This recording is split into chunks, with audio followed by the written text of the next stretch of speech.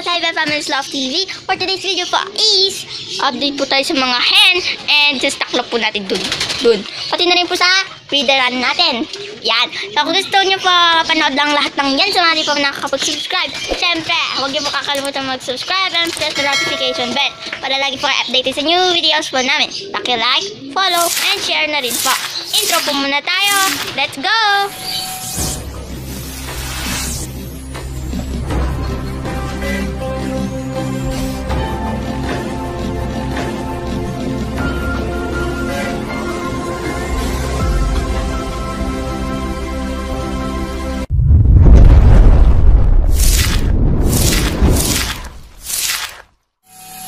Okay, so yan, tapos tayo mag-intro. Pero bago po ang update natin dyan, and sa stock lot, pati na rin po sa breeder, is andito po yung mga isda natin.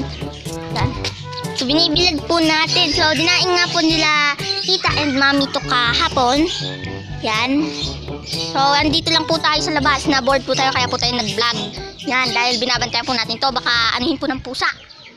Yan. So binibilad lang po yun sa araw, kahit wala naman pong araw. Yan. Kasi ang dami po pusa dyan, no? Andun po sila.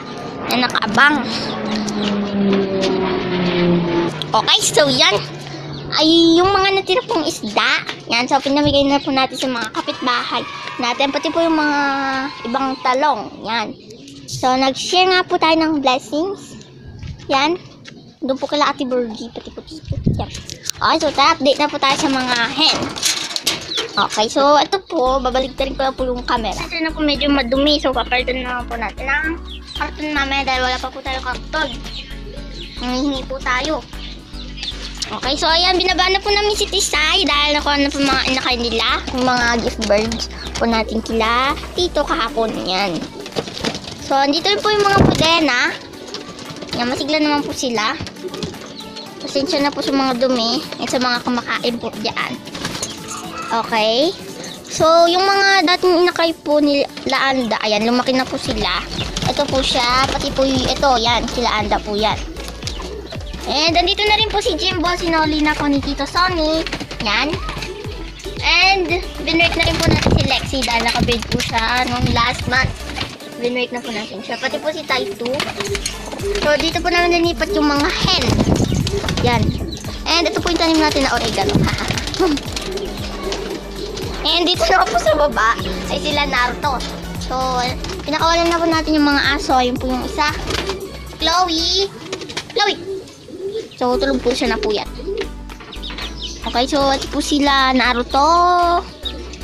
Si malaking chicken. And si Chik-Chik! Hello, Chik-Chik!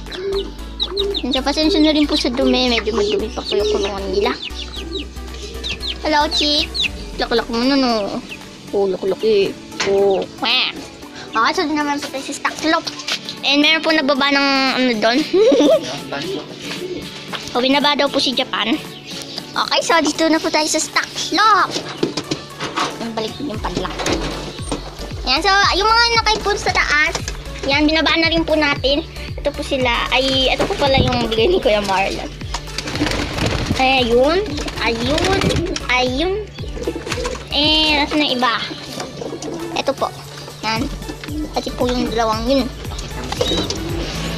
So, ito po yung bigay ni Tito John si Kailan. Ni Tito Pards. Yan. Laki-laki na po nila. Oh. Hello. Ang laki-laki mo na. Mas malaki ka pa sa kila matakam mo. So, ito po yung ibang bigay ni Tito Maestro Bigote. Yan. So, dito lang po sila. So, si Salapi buhay pa po. 1 year old na siya. Ano yung nasa kuko mo? Ang medyo mailap na po si Salapi, di po katulad ng dati. Di na po kasi nakakalipad eh. Makakalipad ka din, no? Oh, yan. And ito po si Pilay. So, medyo straight na po siya maglakad. Di po katulad ng dati, gewang-gewang. See? TikTok? TikTok po nga. Hello. So, barakol po siya. Kala ko po lalaki. Ay, lalaki tuloy. Babae. Kung nalilito na ako. Oh, yan. Pati si Pogi po dito, medyo lumaki. Hindi po katulad last month. Medyo matapang. And ito po yung mga inakay ni Kabayo, pati ni Milo.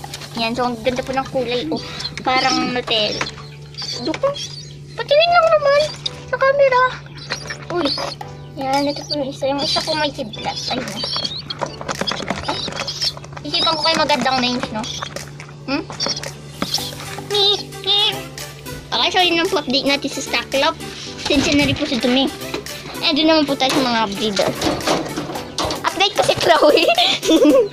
Update kita, Chloe. Ano update ko sa'yo? Update kita na, mamaya na. Okay, so yan po mga kapatid, bago po tayo mag-update sa ano. Meron pa po isang binigay sila tito. Yan, so kay Casey po ito yung motorsiklo ni Dora Bunge. Yan, so papalitan na po ito ng battery. Yan, so maayos po siya. Ito po yung nalagyan ng gas. Joke lang. Ha? So thank you po ulit kila tito sa mga bigay po nilang blessings, yung mga talong, fish, and ito na rin po. Yan, so di lang po yun mga kapatid. Marami pa po. Maraming salamat po. Yan. Motorsiklo po ni Casey. So, gagamitin niya po ito. Magbebenta po siya ng mga talong sa labas. Okay, so tara po tayo sa mga breeders. Ito po mga kalapatids. Update po natin sa pusa namin. So, hindi naman po siya tumira ng ano, mga isda bang nagdadaing po sila nila tita. Yan. Yan niya po yung mga babies. Yan. So, yan naman po natin si Chen. And, dito na po mga breeders natin. So, medyo gutom na po sila dahil hindi pa po oras ng pagkain nila. Mamaya pa po. Yan. So, ito po pinagpalis na po natin sila puti, sila Snow, pati po si Anda. So, yun na po sila. So, kung nakikita niyo po yung pugad nila dahil nabasa po yung pugad nila dito ng ulan. Napuno po siya ng tubig. So, ando po sa baba. Nanakit naman po namin siya. Ito po sila dagulan nakba. So, yun po yung mga siningsingan ni Kuya. So, buti po nagkasya pa po yung mga singsing. And, ito po yung, yung anak ni Kunat pati ni Japan. So, binaba na po ni Daddy si Japan dahil medyo tumutuka na rin po yung inakay na yon. And so, ayan po si Kunat. Mag-isa na lang. Ay, yung pagkainan. And ito po yung isa po nating panglaban sa Basco Batanes. Ayan, yung bigay po ni Tito Sonic. So, medyo gumagaling na rin po siya. Ito po yung dalawa natin sa taas. Ito po yung mga Modena. Yung anak po ng Modena. So, siya lang po yung napisa. Yung iba po is hindi na po napisa yung mga ibang itlog ng Modena. So, mahirap po pala mag-breed ng Modena. And galing po si Corona. Yan. So, medyo gumagaling-galing na rin po siya. Galing-galing tuloy. Galing. Yan. And dito po Kilatakaw and Grens Verano. Nickname niya po yun. And meron na po sila inakay. Yan. So, napisa na po. So, dito po namin pinasiter yung isang itlog ng Modena. Yan. So, di na nga po napisa kaya tinanggal na po ni Daddy. Yan, hello, Takaw. Kain na. Ito, tubig. And ito po sila, Agilus. Yung ingay-ingay. And si Tagaytay. Yan. So, Tagaytay po yung pangalan nun.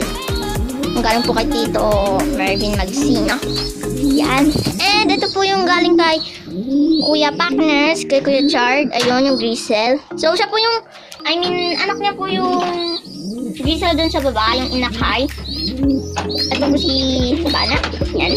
And dito naman po kala Mariano and Ingo. So, di pa po namin sila niwalay dahil itlog po sila ng itlog. Yan. So, pisa na rin po yung dalawa na ng itlog dyan. Sorry, Mariano. Hindi lang mo. Hello? Pisa na po yung dalawa na ng itlog. Yan. Mga last week lang po napisa.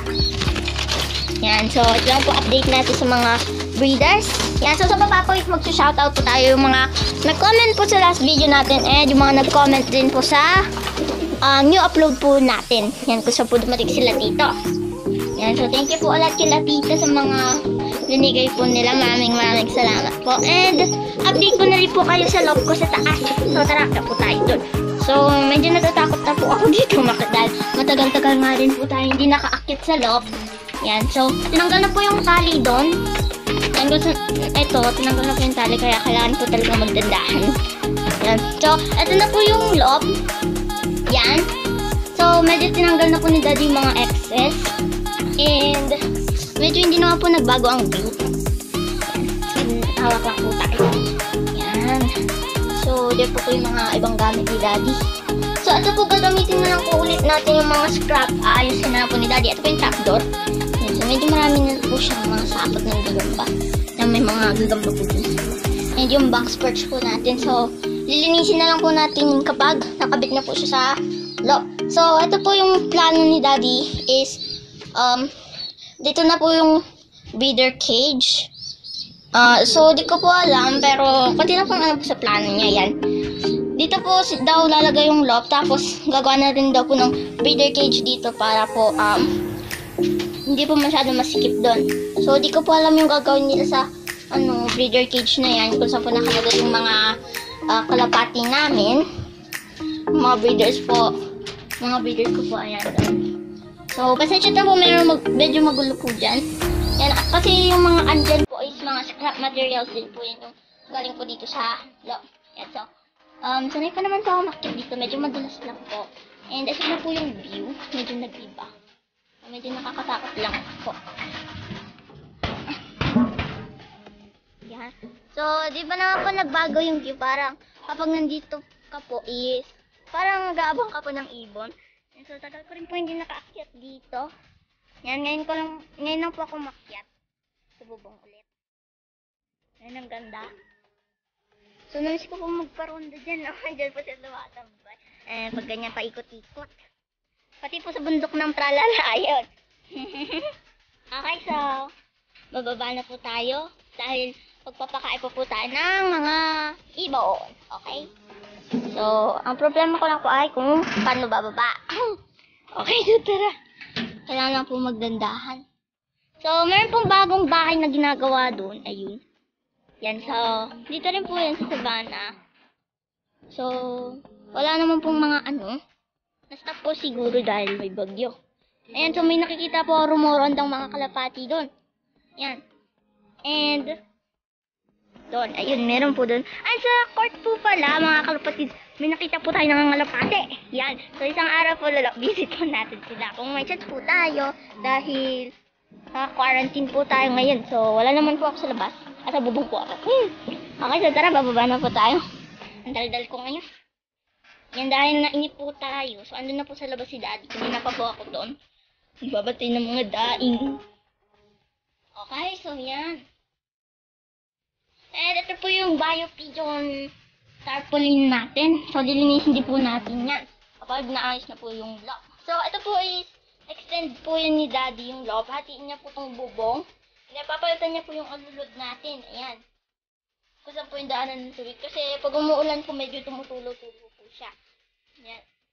Okay, so tara, bababa na po tayo. And magsha-shoutout din po tayo ng mga nag-comment po sa last video and sa new upload. Okay, so tara, let's go pa! Okay, so bababa na po tayo. Parang lumaki pa yung mga steps. Okay. Nakababa na po tayo. Yan. So, yung oras po is 3:33 PM. Mamayang 4 po is papakainin na po natin yung mga ibon. Okay, so bababa na po tayo. Okay, so mga kapatid, nakababa na po tayo. Ayan. So, dalawang hagdan po yung binaba natin. Ito na po yung mga shoutout natin. Yan. Okay, so shoutout ko po muna yung mga nag-comment po sa last video po natin last week. Yan. Okay. Shoutout po kay Kuya Greg Villanueva. Yan, hindi ko alam kung kuya siya or ate. Kay Tito Sukilam. Kay Tito Rico Yanela. Shoutout po kay Tito Love TV. The Flash and Fury TV. Kay Tito Karate Love TV. Kay Tito Freddy Concepcion. Kay Tito Wells Love TV. And kay Tita Mary Grace Hussein. So, siya po yung asawa ni Tito Austria Brothers, ni Tito Alden. Yan, salamat po, Tita. Batang Bulacan fancier. Partners Love TV. So, yun po mga kapatid, si Batang Bulacan fancier po is isa rin po siyang batang vlogger katulad po namin ni Batang. So, marami pa po diyang batang fancier. So, pakisuportahan din po si Idol Batang Bulacan fancier. Yan. So, lalabas po dito sa screen. Ayan. And shoutout na po tayo. Ayan. So, shoutout po kay Tito Alex Sanchez, Dreamers Pigeon TV, Bastis Love, Team JV Dizon, and Idol Titan Vlog. So, yun lang po yung mga nag-comment po sa last video po natin. Yan. So, doon naman po tayo sa mga nag-comment po sa new upload po natin. Yan. Kay Tita Pinay Australia TV, kay Tita Jenny, yan, nandun po sa commercial. Jenny V. De Jos, Calapatero Love UK, Dreamers Pigeon TV, kala ko may lock. Batang Bulacan yung fancier and Batanggan yung mangyan. Yan. Nabubulol po tayo. Ayan. So, yun lang po mga na-shoutout natin. So, sa mga di po nakakapag-subscribe, please subscribe na po and don't forget to click the notification bell para lagi po kayo updated sa new videos po namin. Like, follow, and share na rin po. So, dito na po. Paalam! Thanks for watching po!